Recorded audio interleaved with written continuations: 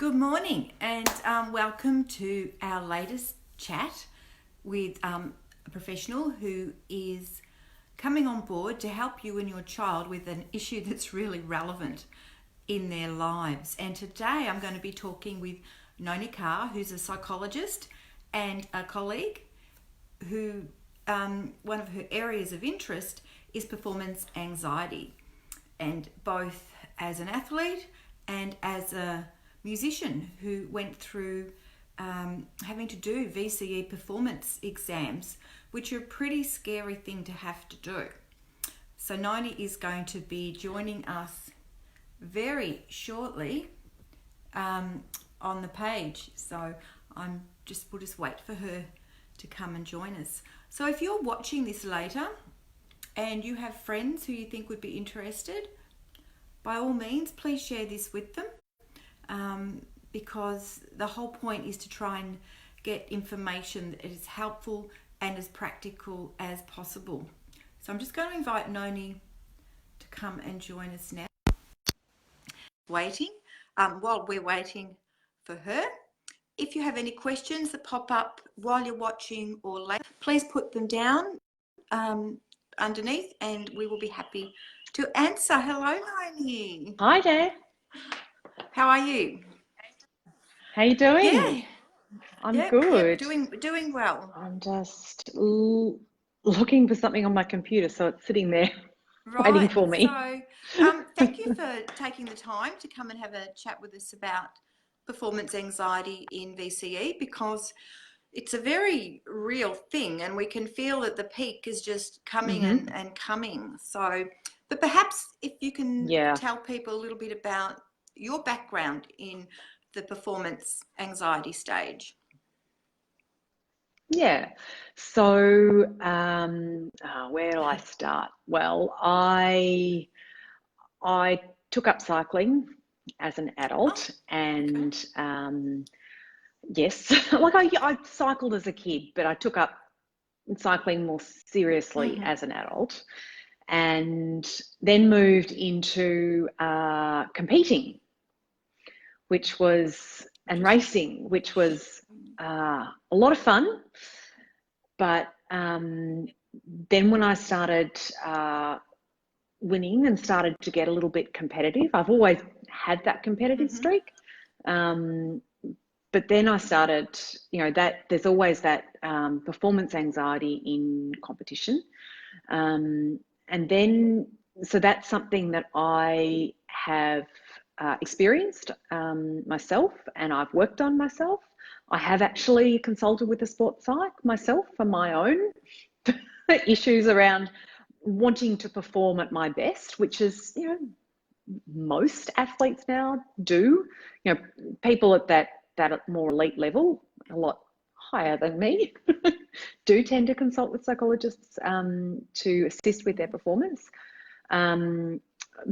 But I've also worked with adults who are performers, not a huge number, but a few who are performers are wanting to manage their performance anxiety. And myself as an adolescent, I did, when I did my VCE, I did music craft, which I think it's changed the title of the subject now, but I did the solo performance stream. I think it's just called music performance. I played flute. Music performance, Yeah. So I played flute, and I learned flute from, right through my secondary schooling, and performed, in the school ensembles, and did all the AMEB exams up to grade 5, and obviously had to do a performance exam for music. And I also thought I was doing music, so why not audition for the conservatorium? While you're at it. While I'm at it. But it was actually to get into music therapy. Okay. So at that time I thought, why not? I wasn't doing psychology at school because it wasn't offered at my school. But I did audition, and I didn't do as well as I would have liked to, but there was, you know, a number of factors linked to that, around not so much my performance anxiety, more about my diligence Okay. to practicing. Right. And there are strategies to help with that as well. But yes. Oh yes, there Yes. are. So yeah, that's a little bit of my history around performance. So like I've Yeah. I also did all the music school oh musicals yes, too, yes. and performed. I was in a children's choir, and I performed in the choir in ensemble. So yeah, So so yeah. I've watched over the a few years the rehearsals and the Hmm. shows that the students who are in Hmm. music performance do for the audience as part of their Yep. leading up to their exams. Hmm. And Yep. you know, it's quite challenging. The singers and the musicians need to be out there Hmm. without microphones, make themselves be heard, Uh-huh. and the Yep. spotlight is just, you know, totally on them, Hmm. which is Yep. quite different from doing a musical or a choir or a band. It's very Yeah, intense. absolutely. Absolutely. Yep. So, and Hmm. I suppose that's what we're here to talk about a little bit today. I mean, you know, it is Yep. quite an intense period of time. Um, so what are Hmm. some of the ways that you would recommend students go about managing that type of anxiety? I think to start with, those who have chosen to do one of these subjects, whether it's music performance or Mm-hmm. dance, Drama. um, Yeah. Yep. or drama, they have chosen these subjects because they love doing it. They've always been done it. They get great joy out of Mm. performing. So it's not just around I can sing or I can play an instrument or I can dance or I can Mm-hmm. act. It's that sense of Mm. joy or happiness or pleasure with actually engaging in that Mm. skill. Mm. So Yeah. it's not necessarily about, sometimes it's about that joy you get performing and seeing how the audience Mm-hmm. reacts. Those students are less likely to struggle too much with performance anxiety You think that's an because interesting observation. Yes. in terms of the point where it prevents them Mm-hmm. performing. So they're not, it's not that they're going to not struggle Mm-hmm. with it, it's that their focus is Okay. different. So I think when you walk on stage, for want of a better Mm-hmm. term, because it's not always a stage where you're doing these performances, um, it's it's about that how you feel in that moment and where your attention Mm-hmm. is. And so most of these students who are choosing to do these subjects, they have a passion about it. Mm-hmm. So it means something to them. It has value. It's that real, but they also have those goals and expectations about themselves, which to some extent are built up by those around them. So, you know, friends or family or teachers keep telling them, you've got this talent, you can do this, you're fantastic, you're this, you're that, whatever. And then they walk out and expect to be the Mm-hmm. best. And that there's nothing wrong with that at all. But then you couple that with that fear of disappointing others, that fear of failure. And then you get focused on that possibility rather than the possibility of I can do this and it's going to feel Mm-hmm. good. So the people who So are, so the yeah. children or the students who have chosen to do this, not so they didn't have to do Mm-hmm. science or geography, but because it's Mm. their passion and it's Yep. what they live for and love. Yep. They're like, whatever Mhm. anxiety they have enough motivation to get out there and overcome that little bit of anxiety. But Sometimes there's a shift. There is. They might have that passion because they love this. They've chosen to do it because this is what they feel good doing. And but there's still that dissonance, I suppose, or that that gap between where they want to perform and where they fear they might fail. So that's the next level, because when we're looking at performance anxiety, we have performance anxiety that actually stops the students from getting out there on the stage. Yes. I think Yep. what you're focusing on right now is they've got out there, but it's these underlying anxious thoughts in their head that are going to stop them from performing their best. Yeah, absolutely. So we get caught up in that on that stage, or even before you get to that point of walking out or stepping up into that performance space. We get caught up in the what if. Oh my God, I'm not going to do. Oh, I can't do this. I can't do this. And then we get caught up in those physiological symptoms of anxiety.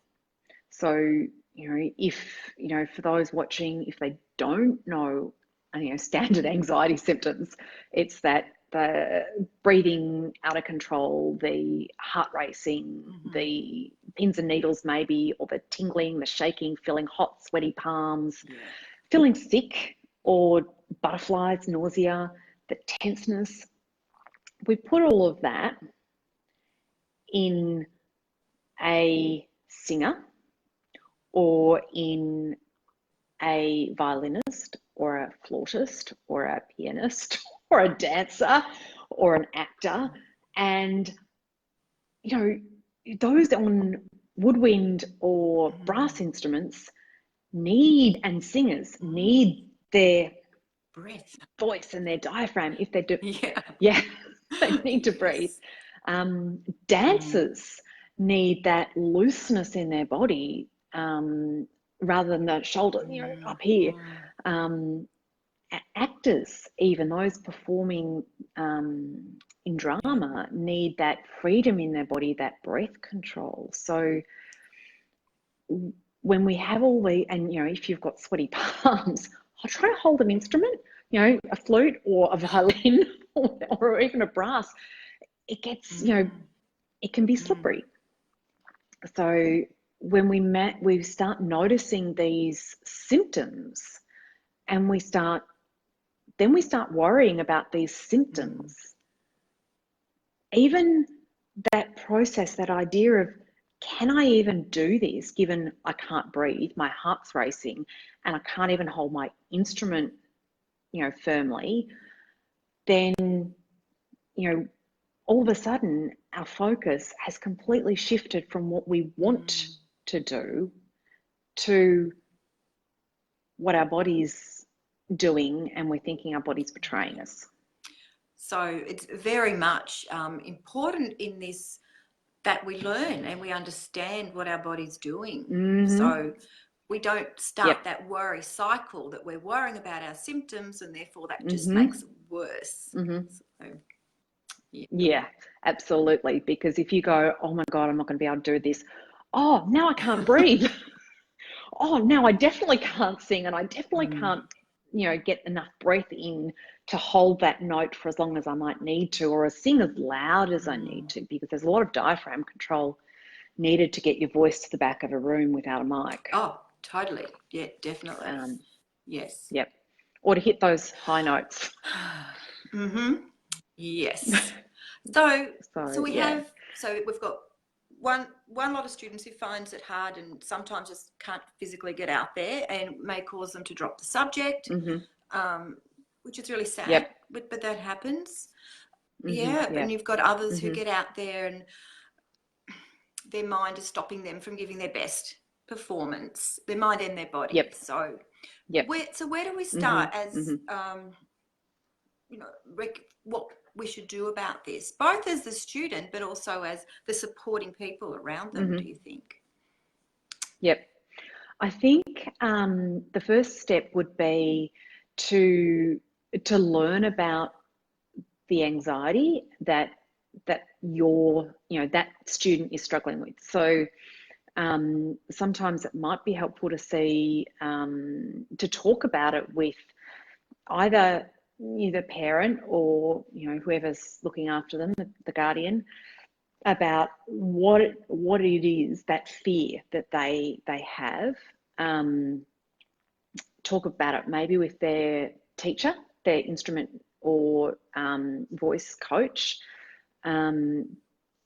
or a school counsellor or psychologist. Hopefully will be able to provide some assistance with that.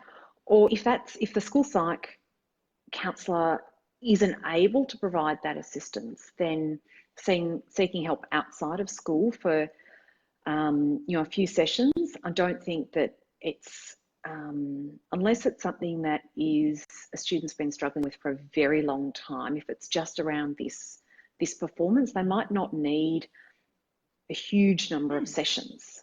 But it's finding out what it is that you're scared of. Sometimes can help, and sometimes it's as simple as, I'm not going to perform. I can't do this.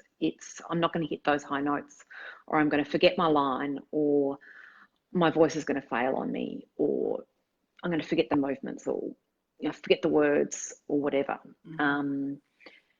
Or with some of the woodwinds with the reed instruments, it's going to squeak, which is not all the strings, whatever. So I think then it's about, once you've got that, then it's about recognizing what your anxiety symptoms are, because everybody's anxiety symptoms, even though there's this range of symptoms that are expected and normal, it's knowing what your symptoms are, because some people will feel sick and can't eat, and some people don't have that problem. And so it's about recognizing what are your specific symptoms, and recognizing what the first sign is that you're anxious. So sometimes it might be waking up and having that heaviness in the pit of the stomach, or it might be feeling, having sweaty palms or feeling a bit shaky. So then you go, what do I need to do? So when I work with anybody on anxiety, the first thing I do is look at breathing, because that's what changes first. It's the breathing. And so sometimes it's, I was going to say, as a parent, and probably as a psych, you get this too. Yep. People do not like being told to breathe. No. because when we say just breathe, people go, but I am breathing. But actually, it's about learning to notice your breathing. And for singers and those playing instruments, and even those doing drama and dance, knowing when to breathe and how to breathe is actually so important to that learning the instrument anyway. So if you're playing a woodwind or a brass instrument, so you using your breath, or if you're singing, you already know how to breathe effectively, because that's what's part of playing the instrument. And so then it's about starting to notice that breath and learning to train it specifically. So when I tell people about breathing, it's like sometimes suggesting an app can be quite helpful. And actually, my favourite one is the Calm app. In the Calm app, there's, I think on the bottom, I think it's more, and you go there and there's a little breathe, a good breathing bubble. So it's a circle and it expands and contracts and it goes, and the tone changes. So it actually times breathing in, hold, and breathing out. And that's it's the most simple way to learn breathing, because you've got this thing in front of you to count your breath and slow it down. And I think when we start to pay attention, we go, oh, actually, my breath's all up here. So it's all at the chest. It's not at the diaphragm. When we're anxious, it's up here. So when we tell people just breathe, they get frustrated because I already breathe. It's about knowing that when we say it's about breathing, it's about learning the rhythm of our breath. So musicians, it's adagio rather than scherzo or, really fast. Yeah. So, and an app is something quite simple that someone would be able to have a look at, while they're waiting to go on, even to help calm them. So, I think that's really, really helpful and a quick thing to be able to do. So, it was interesting. You touched on, and I'm not sure what you want to talk about next, but you touched on the role that rehearsal and doing enough practice has in reducing our performance anxiety. So I think that's a really important point to note. Yeah, absolutely. I think that was one of the things that I was not good at. Like, it was supposed to be an hour a day. When I got to the year 12, grade 5 A maybe, I didn't do it. But for me, it wasn't I loved playing flute. I loved that, being in the ensemble. I was never going to be a soloist. And it wasn't my absolute passion. I loved it, but it wasn't my passion. I knew I wasn't going to be a musician. So for me, it was I had to push myself to do it. And it was about, well, if I practice, I will perform better. And I know now, because I still cycle and I'm not racing at the moment, but I've got some big events coming up and like long rides. And I know if I don't do my training, when it gets to that, I'll struggle.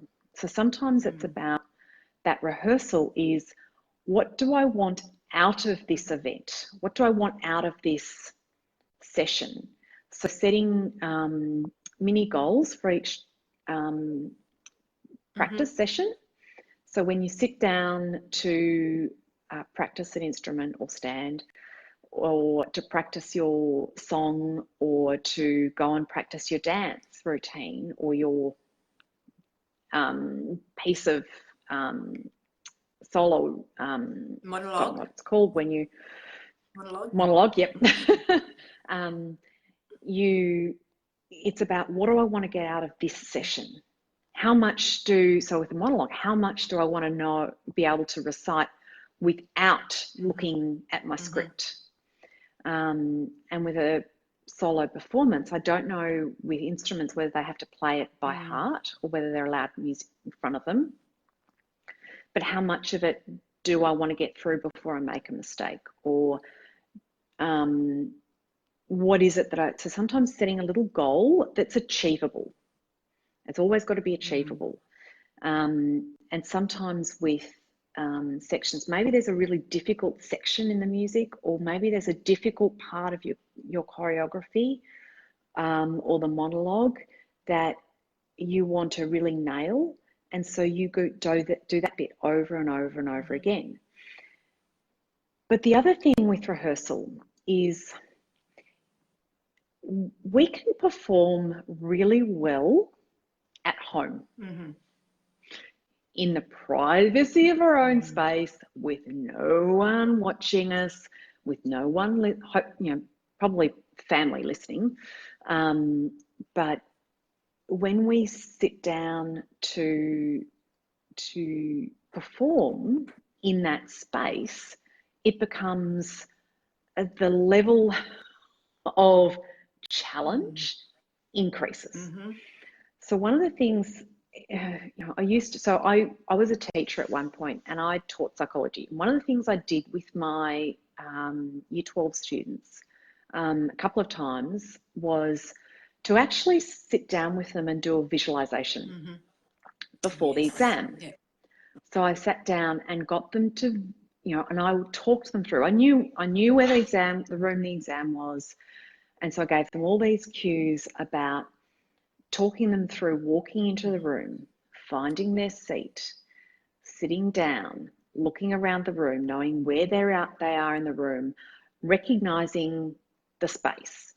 So what you can do with performing arts students is actually helping them talk through it, having them write it down, describe it down, or them in their own mind knowing where the performance is. So I don't know. I know for my trying to think, for my flute exam solo performance, I think was at school. So I knew what room in the school it was going to be in, but I hadn't really been in there. But when I went for the audition at the conservatorium, I had no idea.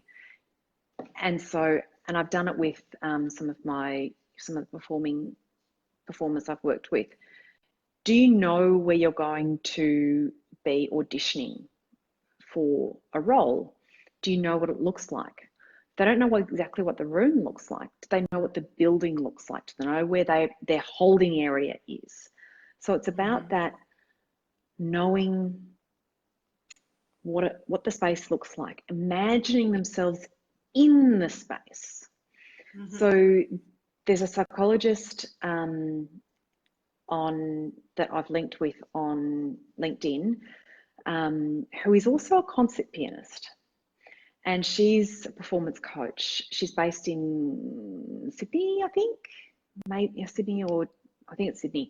But she actually talked about what she does before she has to perform is she rehearses at home in the outfit that she's performing in. So she rehearses the song, the piece of music she's going to play in her outfit that she's going to perform in. Yeah. And so there's something about that rehearsal. So it's not just the visualizing the rehearsal, it's actually rehearsing. And you think about all of those in the theatre. And I've, when I did school musicals and when I've done plays in amateur theatre, there was always a dress rehearsal. You could make mistakes in the dress rehearsal. It didn't matter. But there was sometimes an audience, and sometimes with those professional productions now, they do have a dress rehearsal with an audience. They're cheaper tickets, but they're more relaxed. The key point is it's a dress rehearsal. So it's exactly the performance in what you're going to perform in, your whole costume, makeup, the whole bit, on the stage that you're performing on. And so they go through it. It's not just a walkthrough, it's a performance. So, so for some of these students, they can't do a full dress rehearsal.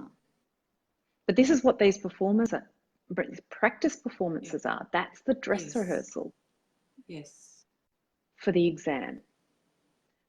But they can actually have a dress rehearsal up here as many times as they want. And we know so much about how powerful the visualization of what we're doing is. So they can do the dress Mm-hmm. rehearsal, but you know, also in their mind Mm-hmm. do the rehearsal of what they're Mm-hmm. practicing. So Mm-hmm. if you need to play the Mm-hmm. piano for an hour a day and you can't, you Mm-hmm. can practice wherever you're sitting, you practice Mm-hmm. in your mind, and we know that Mm-hmm. that's almost as Mm-hmm. good, and depending on the study Mm-hmm. can be as good as actually doing it, which is pretty amazing when you Mm-hmm. think about it. It's Mm. interesting. I read some research, I don't know when it was, that where they looked at, they had a couple of groups who'd never played Mm-hmm. piano.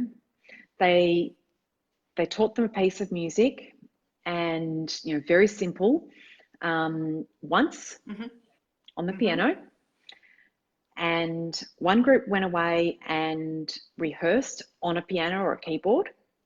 One group went away and rehearsed on a paper Oh one, so they yes, couldn't yep. hear it. And one group went away and imagined Mm-hmm. they were Mm-hmm. rehearsing it. Interestingly, the group that imagined it did better in the Mm. end. But the imagination, the visualization of doing it is they actually had to imagine it, you know, visualize it in as much Yep. detail as they possibly Yes. could. So with the sound, we imagine them playing it perfectly. Mm-hmm. So it's that visualization of the hands Mm-hmm. moving, the visualization of how it Mm-hmm. feels. So if you're wanting to do one of these dress rehearsals, these practice performances, or even the exam performance, what you're wanting to do is imagine walking into the room. Imagine breathing calmly.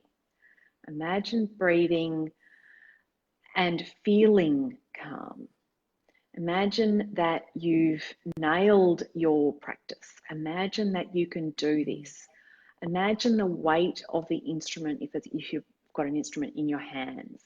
Imagine how it feels to hold it where you need to hold it to play it. So, you know, a violin or a flute or a clarinet or a saxophone or whatever it is.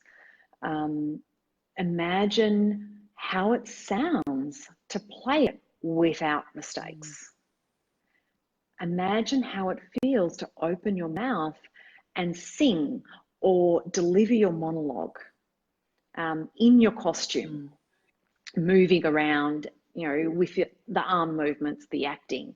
Imagine what it feels like to transfer your weight across your feet as you dance. Mm. Imagine the music that you're dancing to. So it really is, and imagine how it feels. Yes, it's a total And that's, immersion in that imaginary world, and mm-hmm, you know, you're mm-hmm, drawing on all mm-hmm, those senses. So it's yes, mm-hmm, it it does rely on that skill, the ability to do that. But once again, it's practice mm-hmm. and visualization Yep. as well. Oh, yeah, You're not going absolutely. to be able to do it Yep. perfectly the And I first think time. that, no, and I think sometimes that needs to start um, sooner. So it might need to start at the beginning of term 3 as you get there. And sometimes even if you're doing year 11, unit 1, 2 performance, then any of those subjects, you can actually start to practice the visualization Mm.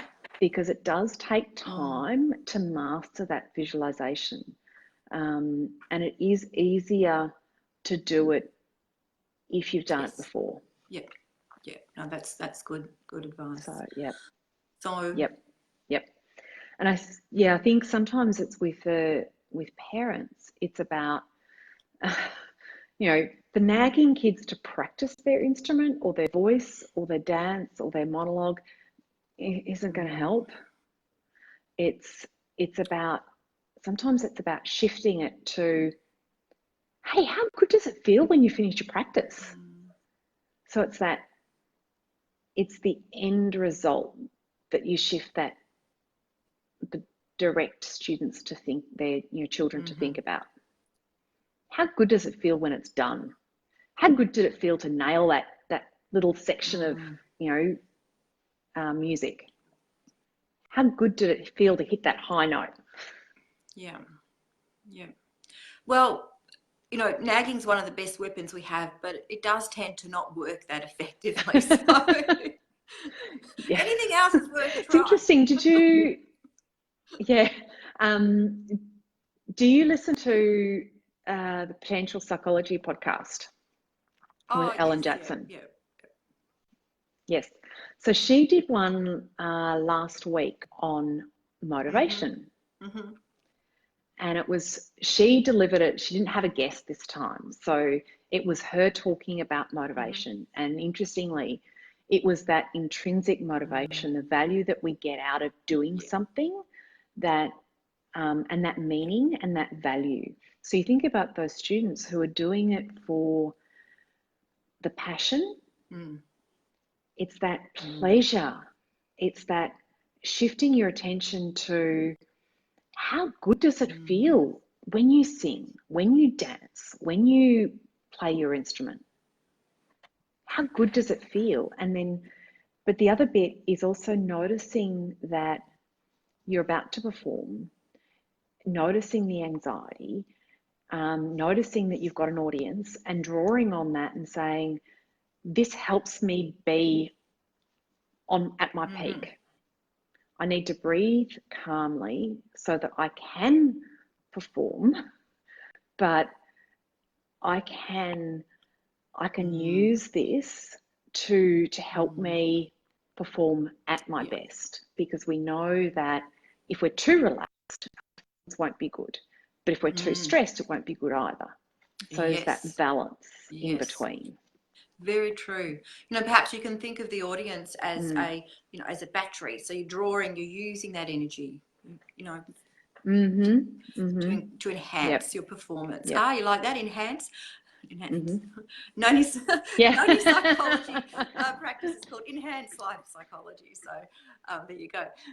Absolutely. So it's all about enhancing people's performance. Yes, yeah, totally. So we've covered a few points. One thing I know that because we've probably been chatting a while, is when people do stuff up. What do you do when you're out there giving a performance and you realise you've made mistakes? I know in the training you train to keep going, so the idea is you keep going. But how do you stop that from immobilising your performance? I think that comes in practice as well. So it is about in rehearsing. So when you miss a note, or you sing it high or flat, or you miss a step in your choreography, or you miss a word or miss a line in your monologue, it is about in rehearsal, as when you're practicing, it's about practicing to keep going. Yes. Yeah. So it really is about and knowing that sometimes there's that practice of, okay, this is where I stumbled. I'm going to go back and do that section over and over and over again until I don't stumble. But sometimes you do need to practice just plowing on through, because that is part of that performance. And when you know how to deal with those stumbles, those little errors in that effective way, then you can keep going. One of the most amusing things is, if you ever go to the theatre, if you know a play and you go on the final night performance, without fail, especially if it's a comedy, if it's a lighthearted, generally the cast know each other quite well by that point. And one of the things they often like doing is throwing in another line or doing something in an attempt, they're having fun. They've reached the end of the line, and they don't do it in serious productions. But in those lighthearted ones, they might throw something else in, and the skill of the actors to keep going to plow on. You might see a little laugh, or you might see them, struggle to keep going, but they do keep going. And that's that skill. They are challenging each other to stuff up in that situation, but it's that ability that's been rehearsed to just plow through. And that's the thing, it's been rehearsed. So in your visualization process, you don't visualize mistakes, you visualize doing it correctly. But you practice in your practice, you make mistakes in rehearsal because that's what happens. You're learning something. So when you practice, it's about learning to just keep going. I think that, the other thing I think also is where we focus our attention. So whenever you're doing something, if you focus on it intently, it will get stronger. So this is why we practice a section where we stumbled. We practice it over and over and over again until we get it correct, and then we keep practicing it because it gets stronger. But if we focus on the mistake, if we focus on the anxiety or the fear, man, it gets stronger.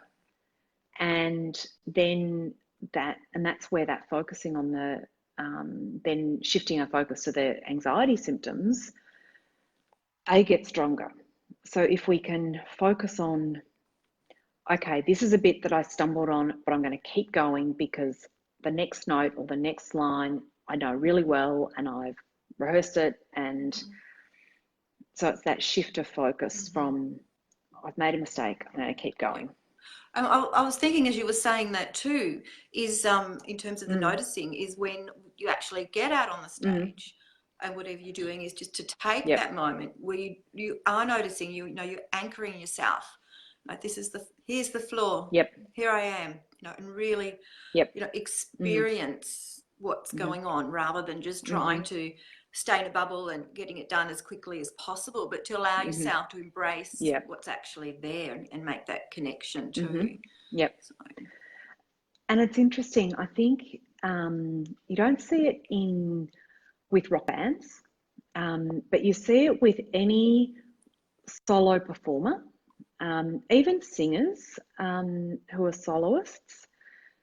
When you see them walk out on stage, there's a moment of them stopping and just gathering themselves.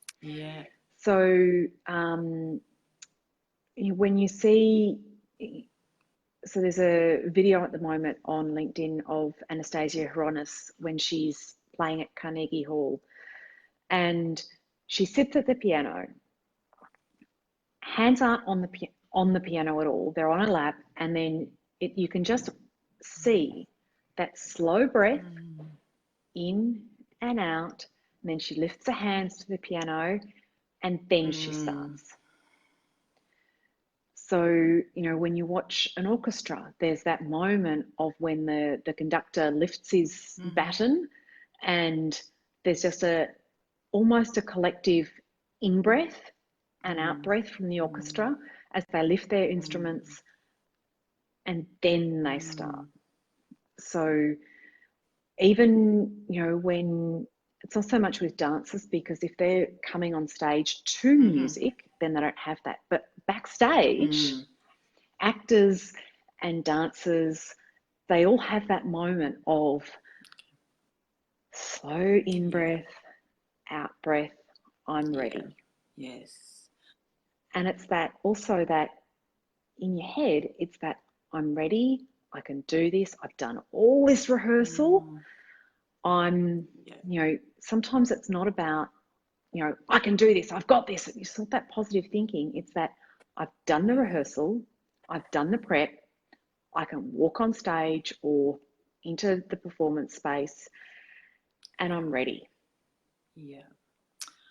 Okay.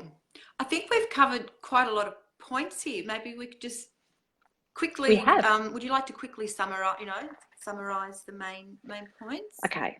So I think knowing your goal and what you're wanting to get out of it, and out of each rehearsal, is a good place to start.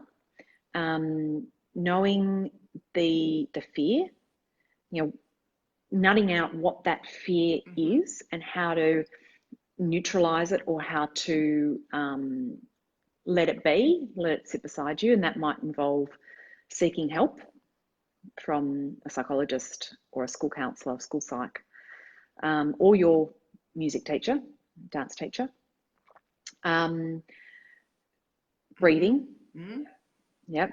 So learning how to breathe effectively to calm down, and maybe using an app might be helpful.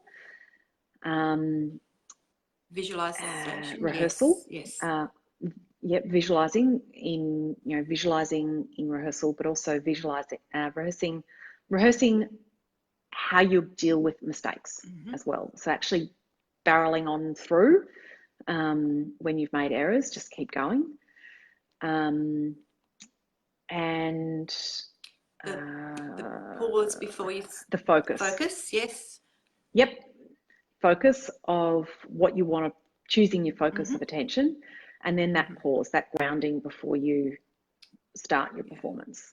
And there's examiners will allow for that.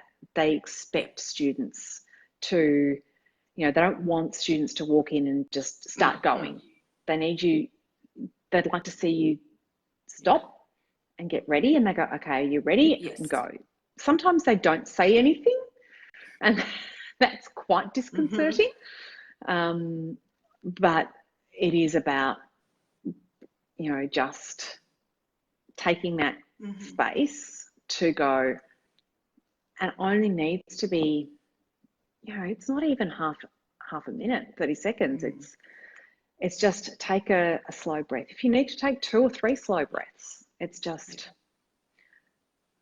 feeling your, stance. Yes. So, yeah.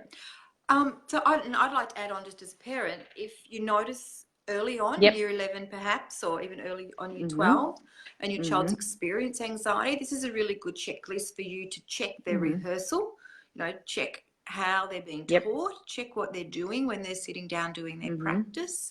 So that's some really good tips and things to look at in there. I think, I think also for parents, it's about parents asking their child, how can I help you? What can I do to help you?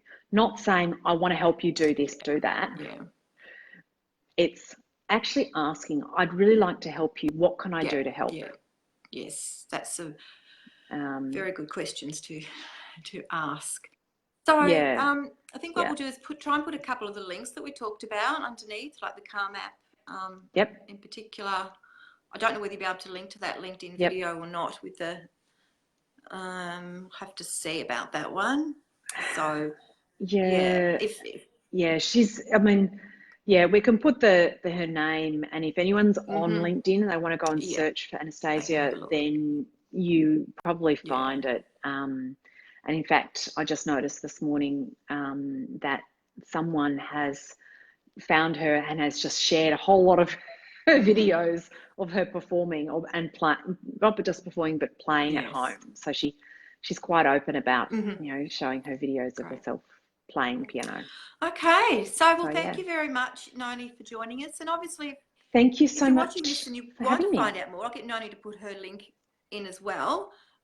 Absolutely. Particularly to do with, you've got some questions around performance anxiety, and we'd just like to touch base maybe with 1 or 2 sessions on this specific topic. So that would be great. Absolutely. More than happy. All right. Thanks, Noni. Thanks so much, Kim. Have a nice day.